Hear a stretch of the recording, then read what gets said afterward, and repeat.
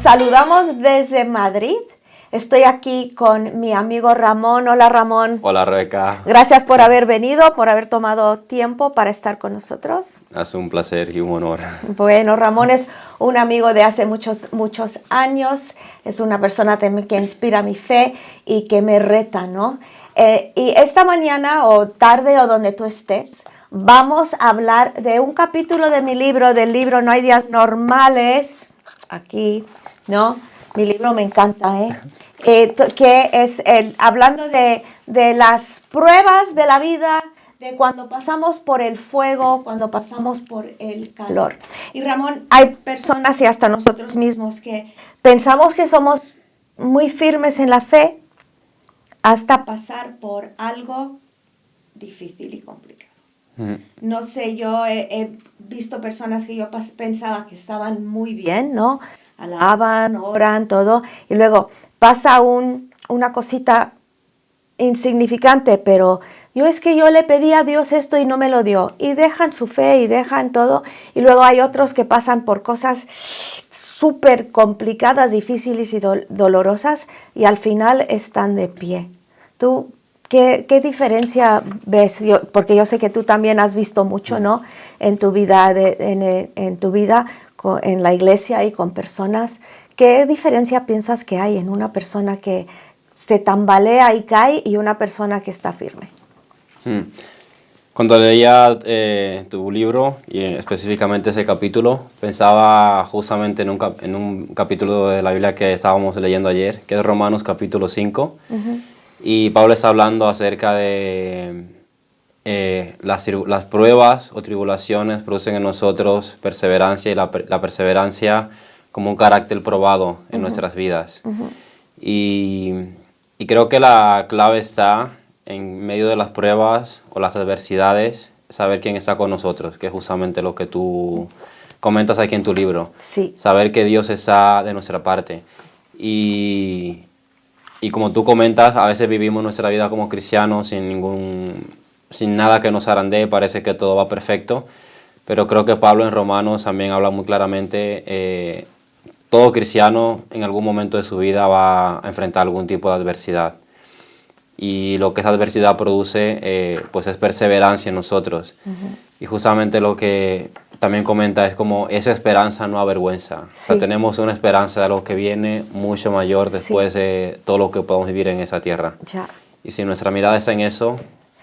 En el capítulo hablé acerca de los discípulos en la barca, ¿no? Oh, me encantó eso que has comentado aquí. Sí. Y que... bueno, que dieron todo lo que podían, ¿no? Y eran marineros. Y a veces nosotros damos todo lo que podemos y luego nos rendimos. Pero ellos hicieron otra cosa. A ver, ¿tú cómo lo viste? ¿Ya qué dijiste que te gustó? Me gustó cómo lo explicaste, porque de alguna manera la manera en que escribes te hace meterte dentro de la escena. Es como si estuvieras ahí. Y me encantó porque, como tú decías, los discípulos eran expertos, pescadores, sabían todo acerca de andar en el mar y imagino que habían vivido tormentas en el pasado. Seguro. Así que no era desconocido para ellos, empezaron a hacer todo su esfuerzo y creo que ellos estaban viendo a Jesús como un carpintero, Sí. como tú dices, ¿no? Alguien que no tenía experiencia en el mar. Sí.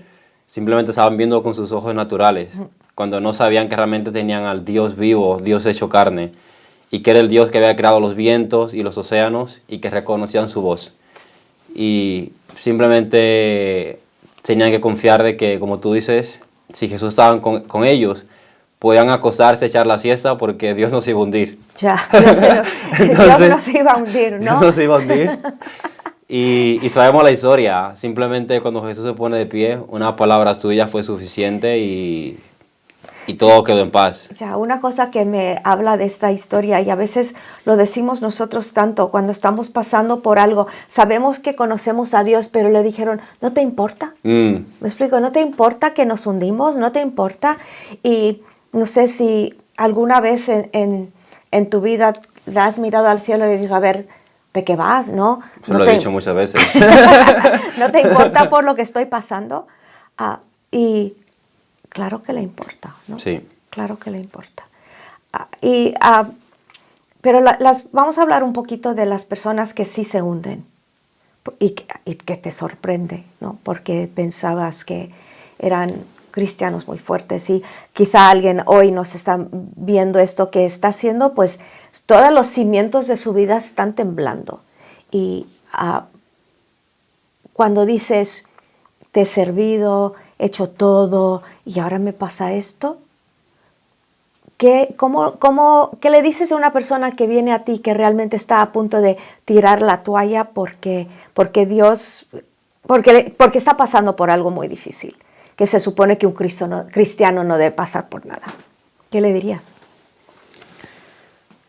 Difícil, ¿no? Creo que, no sé, cada persona es diferente, responde de manera diferente a las pruebas de cómo la vive. Pero yo creo que la clave está en mirar a Jesús, ¿no? Y como dice Pablo, saber la esperanza que tenemos, que no es una esperanza que nos deja avergonzado. Sí. Y no sé, justamente escuchaba un testimonio acerca de una cristiana, ¿no? Que en un país islámico conoce a Cristo y Dios le habla de ir a su familia a hablarle. Y cuando va allí y empieza a hablarle a su familia es musulmana a radicar de toda la vida, es como, cállate, ¿qué estás haciendo? Y su primer pensamiento fue, Dios, tú me has enviado aquí y ahora estoy avergonzada. Sí. ¿Qué sentido tiene, no? Hasta que finalmente, pues después de permanecer y perseverar y orar y clamar a Dios, vio la respuesta y su familia vio a Cristo. Y todos se entregaron. Y a lo mejor ese testimonio no tiene mucho que ver, ¿no? Pero creo que en mi experiencia personal, cuando atraviesas un momento difícil, que como tú has dicho, estás diciendo Dios no te importa y que posiblemente todos hemos dicho en algún momento, a veces el dolor o la situación es como que nubla nuestro entendimiento y no nos deja ver más allá. Sí. Y realmente Dios está ahí, Dios está del otro lado y a Dios sí le importa. También a veces esperamos hasta que ya no podemos más, ¿no? Y clamamos a Dios. No sé si al principio de la tormenta se hubieran... Bueno, primero me imagino que pensaban, bueno, nosotros podemos con esto, ¿no? Sí. Esto lo tenemos bajo control. Y anduvieron en su propio conocimiento. Y como creyentes muchas veces tenemos todo bajo control. Y ni necesitamos a Dios para ser cristianos. Y eso es triste, ¿no? Cuando ya vives un cristianismo sin Dios, vives un cristianismo sin Cristo, vives un cristianismo solo haciéndolo, pues lo normal, lo de día a día, cumples. Sí, y como tú decías en ese capítulo, algo que tú hablas de tu manera personal, ¿no? De que tú eras consejera, aconsejando a muchos hasta que tú enfrentaste una prueba. Sí. Y es como tú dices, ¿no? A veces vivimos un cristianismo donde sabemos, tenemos conocimiento, sabemos mucha teoría acerca de la Biblia y creo que todos después de unos años podemos saber mucho, pero hasta que no estamos en la situación, ahí es realmente donde sabemos cómo respondes a esa prueba. Sí. Y justamente ayer leía también como una historia, ¿no? Tú puedes tener a un soldado veterano y a un soldado como nuevo en el ejército y están en la guerra los dos. Y el nuevo puede tener mucha valentía y muchas ganas de ir, pero hasta que no está en el fuego cruzado y en la prueba, no sabe cómo va a responder. Sí. El veterano ya ha pasado muchas pruebas y más o menos sabe cómo responde.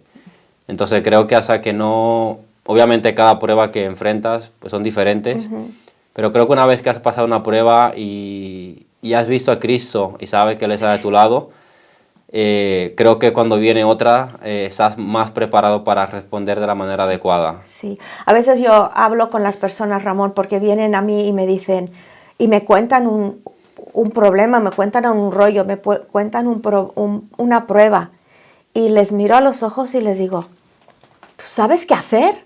¿Me explico? Porque tú sabes qué hacer. Tú tienes la palabra de Dios en ti. Resiste, levántate. No vengas aquí, ay, ora por mí. No, a veces digo, no voy a orar por ti. Tú ora, levántate, ponte firme, porque tú conoces al Señor, tú sabes quién es. Y hasta que esa teoría, como estabas diciendo, no se convierte en realidad en nuestra vida, pero una vez que se convierte en realidad, a que te sientes, dices, wow, ¿no? Dios ha estado conmigo, funciona. Dios sí, yo, ¿no? Somos un equipo, sí salimos. Y yo creo que eso que está diciendo debería impulsarnos a más, porque simplemente pensar, imaginemos que Rebeca la consejera no estuviese, Sí. o que no tuvieses a nadie alrededor, ¿a quién irías? Sí. Y una amiga mía me llamó por teléfono cuando yo estaba pasando por un tiempo muy difícil y me dijo, me llamó de donde vive ella, en Texas, y me llamó y me dijo, Rebeca, ese fuego que estás pasando, me dijo, va a aumentar 7 veces, ¿eh? igual que los hebreos en el fuego. Dijo, prepárate, va a aumentar 7 veces. Y dije, gracias, ¿no? Digo, mejor eso que alguien que te diga, no pasa nada, Dios es bueno, y Dios es bueno y no pasa nada. Pero, ¿Qué está pasando? pero tenemos que estar preparados para el fuego, ¿no? Y si se aumenta 7 veces, ¿qué vamos a hacer? ¿Nos vamos a achicharrar ahí y olvidar todo? ¿O vamos a decir, a ver, ¿quién está conmigo en el fuego? ¿No? ¿Quién está conmigo en el fuego? Y dejar que Él ande con nosotros en el fuego. A veces, Ramón, yo sé que tú estuviste con Andrew Bronson hace poco, yo también, y él habló de la persecución. Y yo me pregunto, ¿aguantaría yo la persecución? Yo me pregunto lo mismo. ¿Vale? ¿Estoy yo preparada para sufrir por Jesús? Y te digo, si te hundes en las pruebas chiquitas y dudas de Dios en las pruebas pequeñas, cuando viene persecución, yo no creo que aguantemos, ¿no? Yo les digo a personas, digo, mira, si tú ni el 10% puedes darle a Dios de tus ingresos, no creas que cuando tengan un rifle enfrente de ti para que lo niegues o no, vas a decir, no, si no podemos ni darle dar al Señor cuando las cosas van bien, cuando las cosas van complicadas, a veces somos los primeros en echarnos a correr, ¿no? Pero bueno, volviendo a Jesús está con nosotros. Cuando leí yo y esta amiga, cuando me dijo que el fuego se iba a aumentar 7 veces, pues puse a leer la historia de los hijos, de los 3 hebreos, ¿no? En el fuego. Y dije, pues sí, Dios estaba con ellos y Dios está conmigo. Y si permitimos, es que a veces alguien pasa por algo y sale amargado. ¿No? Amargado, sale lleno de duda, a lo mejor sigue yendo a las reuniones, sigue yendo a la iglesia, o hasta va a misa, ¿no? Pero ya no está esa chispa de alegría, de amar a Dios, de servir a Dios. Y luego hay otros que pasan por un infierno y salen bien. ¿Qué diferencia has visto tú en personas o en tu propia vida en esto?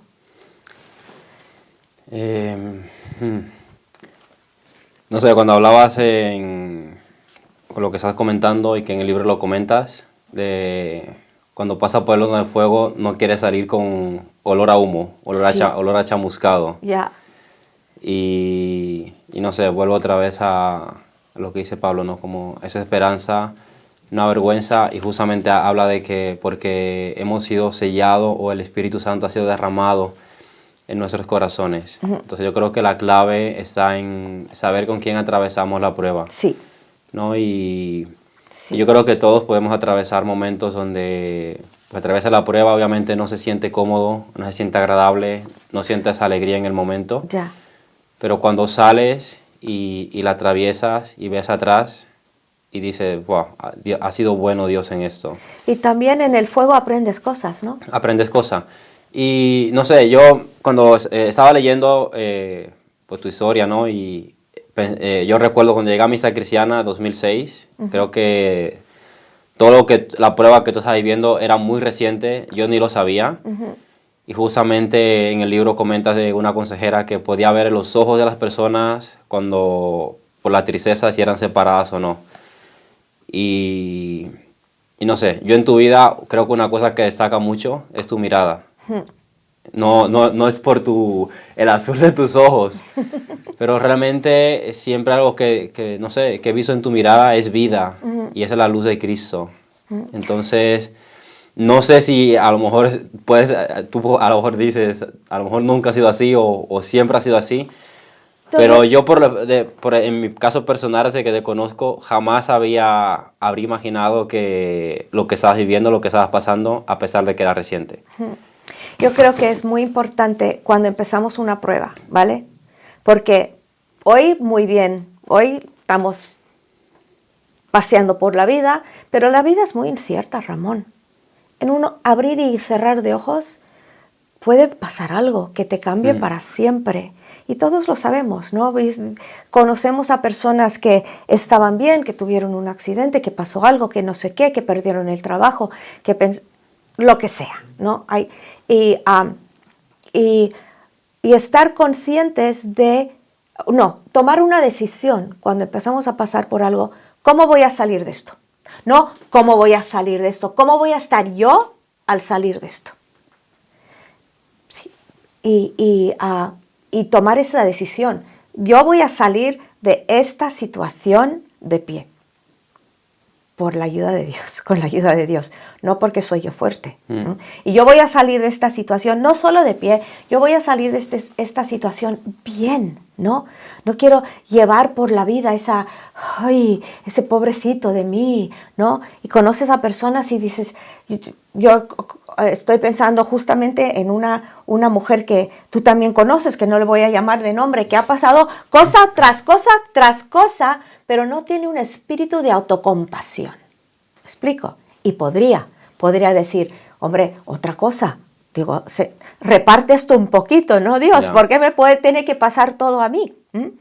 Pero cuando hablas con ella, aunque tiene una carga muy pesada y tiene muchísimos retos en la vida, no tiene ese espíritu de autocompasión.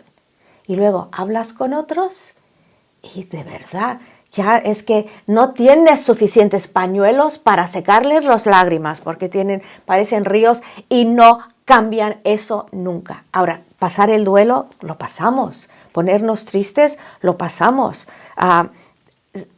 El otro día yo sentí una tristeza tan fuerte por la situación del mundo, ¿no? Está bien y necesario llorar y clamar a Dios por las cosas tan difíciles a nuestro alrededor y también en nuestras vidas. Pero el mantenerte en la autocompasión es que te quita la vida, ¿eh? Sí. De verdad, te quita la vida. O las personas que comparan su vida siempre con otros. Una persona también, vino mi padre una vez a compartir y ella vino después a mí y cayó en mis brazos, una mujer mayor que yo, ¿vale? Y dijo, si yo solo hubiera tenido un padre como el tuyo. Y en vez de sacar de la predicación y de las cosas algo bueno para ella, solo pensó, yo no tuve un padre como este, ¿no? Y es triste, claro que es triste. Pero vas a dejar que eso defina tu vida toda la vida. Y te digo, ella me llevaba por lo menos 15 años, quizá 20, ¿no? Y todavía dejando que el padre malo que tuvo le definiera con tantos años, ¿no? Otra situación también, y estábamos mi hermana y yo en casa de una amiga. Y esta amiga no ha tenido una vida fácil. No lo ha tenido. Mi hermana se fue, le dije adiós, se fue al aeropuerto y mi amiga empezó a llorar. Y dijo, yo no tuve una hermana como la tuya, ¿no? Y a mí me encantaría que todo el mundo tuviera una hermana como la mía porque es la mejor, ¿vale? Y un padre. Pero la mayoría no tiene. Tú no tienes esa hermana, ¿no? pero no vas llorando por la vida, ¿no? ¿Por qué? Porque te quita la energía.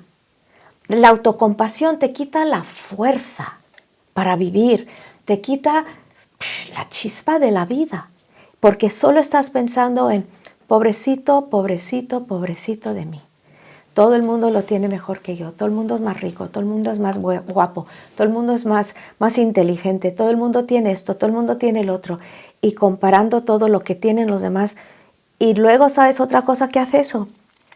Ni ves lo que tienes. Sí, y creo que lo más importante, ¿no? Es que justamente lo dices aquí, quitar nuestra mirada de Cristo, cuando dices, Jesús es suficiente. Sí. Jesús es suficiente. Sí. Y Cristo es suficiente en todo. Sí. En todo lo que atraviesa, ya sea que tengas un padre bueno o malo, o una hermana buena o mala, o que no hayas tenido una vida perfecta o una economía como desearías en ese momento. Cristo es suficiente, ¿no? Es suficiente. Y si dejamos de mirarnos a nosotros mismos y miramos a Él, sabiendo que Él es suficiente, que eso lo cambia todo. Sí. Y va a ser probado eso. Todo lo que creemos es probado por Dios, por la vida, por el diablo. ¿Tú crees que el enemigo no quiere destruir nuestra fe? Pues claro que quiere destruir nuestra fe.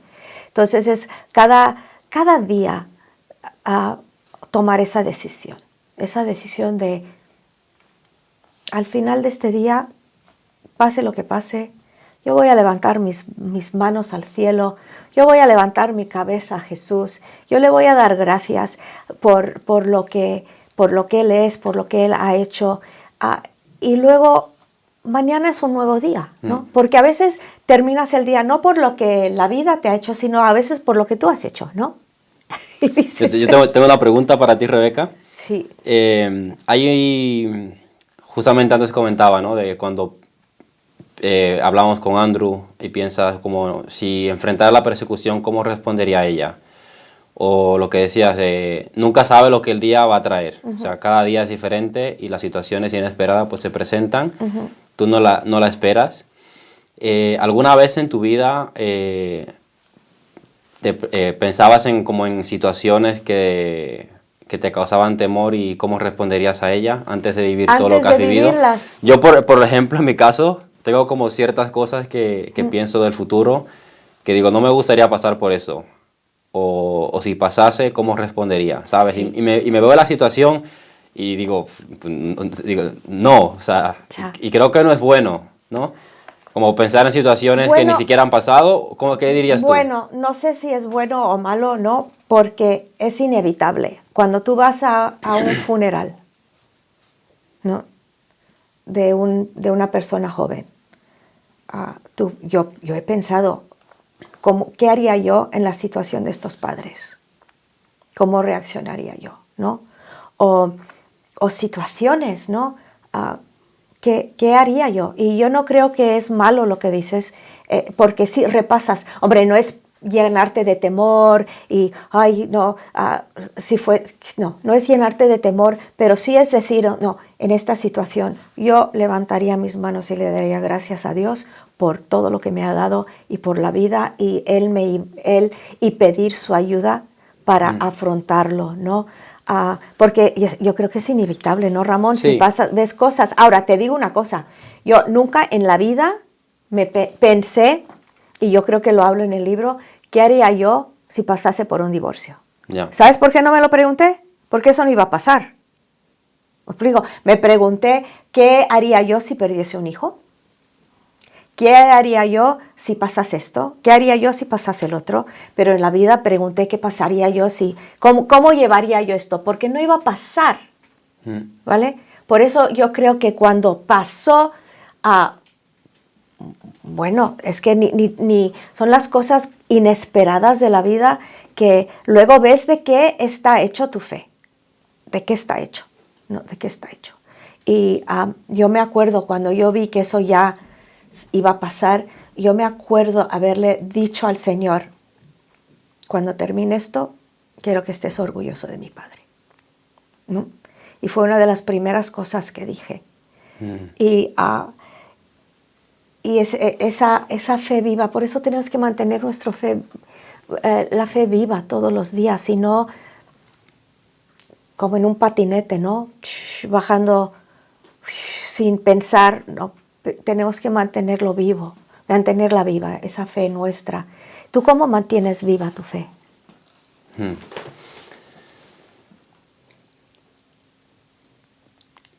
Hay muchas maneras, ¿no? Me ha emocionado mucho lo que decías de, Padre, quiero que seas orgulloso de mí cuando pase esto. Y creo que es una cosa que también tengo en el corazón. Digo, Dios, quiero que seas orgulloso de mí cuando pase esto. O en lo que estás haciendo en tu día a día, ¿no? Hacerlo con la motivación correcta delante de Dios. Sí. Y pues hay muchas maneras. Escucharte a ti, escuchar a otras personas que han atravesado el momento, cómo han respondido, ¿no? Cómo has respondido tú. Jacob, todo lo que ha vivido y cómo está en pie. Sí, él es un amigo nuestro que anima de verdad, ¿vale? Su fe, sí. Y otros, la Biblia, tanto testimonio de personas que todo lo que han vivido y lo que han dado por Cristo, y simplemente saber Jesús, como tú dices, Jesús vale la pena, Jesús es suficiente. Entonces... Sí, en Hebreos donde dice que estamos rodeados por tantos testigos, ¿no? Está hablando en Hebreos 12 está hablando de los héroes de la fe de capítulo 11, pero también estamos rodeados de héroes de la fe vivos, ¿no? Sí. Andrew, nuestro amigo Jacob, mil personas. Y en mi iglesia, ¿no? En mi iglesia estoy rodeado de personas, muchas personas. No son predicadores, no son pastores, se levantan por la mañana, suben al metro, van a un trabajo aburrido, viven para Dios. Esas son las personas que a mí me retan muchas veces más que un predicador. Sí, que habían conocido. ¿Vale? Un predicador. Porque una vez alguien me dijo, y esto es... alguien de fuera, estaba en el coche conmigo una chica joven y me dijo, Rebeca, ¿quién son tus héroes de la fe? ¿A quién admiras tú? ¿No? Yo estaba en el coche y dije, los ancianos de mi iglesia. Y ella dijo, los ancianos de la iglesia, porque ella también los conocía, ¿no? Sí. Y dije, porque los conozco. ¿Me explico? Los conozco su día a día, conozco su andar con Dios, conozco lo que entregan todas las semanas al Señor, van a su trabajo, aman su familia, son fieles a sus esposas. Yo no conozco al hombre ahí que está predicando, que mueve las multitudes con su oratoria y sus dones de comunicación. Mis héroes de la fe son las personas que tengo al lado, que perdonan, que me dan otras oportunidades cuando meto la pata, cuando me equivoco. Personas que viven matrimonios difíciles, pero con la mirada en Dios. Y esas son las personas que yo admiro y respeto, porque eso es el cristianismo. El cristianismo es aquí, en la calle, en el asfalto. Ahí es donde vives el cristianismo, no delante de mil personas. Ahí no estoy tampoco criticando a mis amigos pastores, no, tampoco, ¿no? Pero, ¿sabes lo que te digo? A veces separamos y pensamos, ay, los héroes de la fe son estos, cuando realmente estamos rodeados de personas que viven su fe. Sí. Y podemos alimentar de esas personas, ¿no? Sí, y creo que eso es súper clave, porque creo que de alguna manera quita como esquemas que a veces tenemos mentales, ¿no? De que a veces vemos simplemente a alguien que es un personaje público o está afuera, y ya sea para bien o para mal, si pasa algo bueno, pues es como mucha admiración, pero si pasa algo malo, también te derrumbas. Sí. Porque estás viendo simplemente algo externo, cuando realmente hay mucha gente desconocida, como tú dices, que nos rodean de nuestro día a día y que cada día están dando todo por Cristo en su día a día. Y yo opino igual que tú, ¿no? Sí. Muchísima gente a la que admiro por todo lo que entregan por Cristo, y que nadie los conoce, pero Dios sí los conoce. Dios sí los conoce. Y bueno, pues yo creo que vamos terminando, pero imagínate que alguien está en una barca esta mañana, no sabe ya ni de dónde vienen las olas, y tiene ese sentimiento de estar así, ¿no? Que solo ya casi se hunde, no puede respirar más, ¿qué le dirías a una persona? ¿Por qué no le animas a los que están ahí, no? Pues como dice el libro, te animaría, no veas al carpintero, mira a Dios. Sí. Es Dios quien está contigo. Y simplemente clama a Él. Es el Dios que hizo los vientos y los mares. Y no hay ninguna prueba, ninguna tempestad que sea lo suficientemente grande para Él. Aquí Rebeca termina diciendo, ante su grandeza, las pruebas o el fuego palidecen ante Él. Entonces, como quedan sin efecto, quedan sin fuerza, quedan sin dominio sobre tu vida. No digo que vaya a ser fácil, pero simplemente mira a Cristo, clama a Cristo y Él va a responder. Él está con nosotros. Sí, yo terminaría con el versículo en Romanos 8, 38, 39, que fue uno de los versículos claves, que dice, porque estoy convencido de que ni la muerte, ni la vida, ni ángeles, ni principados, ni lo presente, da igual lo que estás pasando, ni lo presente, ni lo porvenir, porque a veces tenemos un miedo al futuro, ¿no? Ni los poderes, ni lo alto, ni lo profundo, ni ninguna otra cosa creada nos podrá separar del amor de Dios, que es en Cristo Jesús, nuestro Señor. Él está contigo, Él está conmigo, Él está contigo, Ramón. Gracias. Y con su ayuda vamos a salir de las pruebas de pie